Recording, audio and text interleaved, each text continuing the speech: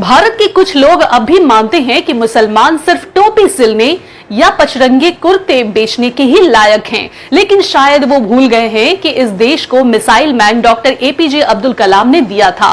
और अब देखिए, दो और भारतीय मुस्लिम चेहरे अमेरिका में भारत का नाम ऊंचा कर रहे हैं। अभी हाल ही में न्यूयॉर्क में भारतीय मूल के जहरान ममदानी को मेयर चुना गया और अब दुनिया की सबसे बड़ी टेक कंपनी एप्पल ने भी अपने कमान एक भारतीय मुसलमान के हाथों में सौंप दी है।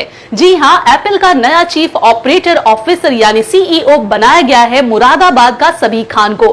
एप्पल यानी वही कंपनी जिसने आईफोन, आईपैड, मैकबुक जैसी क्रांतिकारी चीजें दुनिया को दी, अब इसके सारे operations, global supply chain, production factory, logistics, सब कुछ एक ही ऐसे भारतीय के हाथ में होगा जिसकी जड़ें उत्तर प्रदेश के मुरादाबाद से जुड़ी हुई है। एप्पल ने हाल ही में ऐलान किया है कि सबीक खान को जेफ विलियम्स की जगह सीओओ यानी चीफ ऑपरेटिंग ऑफिसर बनाया गया है, जो लंबे समय तक इस पद पर रहे और अब रिटायर हो रहे हैं। लेकिन सबीक खान कोई रातों रात चमकता नाम नहीं है। साल 1995 से एप्पल के साथ हैं और करीब 30 सालों तक लगातार कंपनी के हर बड़े सेक्शन को संभालते आ रहे हैं। उन्होंने एप्पल की सप्लाई चेन का आर्किटेक्ट कहा जाता है, यानी ये तय करना आईफोन कहां बनेगा, किस देश में कितनी यूनिट भेजनी है और कैसे वो ग्राहक तक पहुंचेगा, ये सब के पीछे है सबीक खान। उन्होंने टफ्ट्स यूनिवर्सिटी से इंजीनियरिंग और इकोनॉमिक्स पढ़ी है और फिर रेनसेलर पॉलिटेक्निक इंस्टीट्यूट से मास्टर्स किया है। एप्पल के पर्यावरणीय लक्ष्यों को, सोशल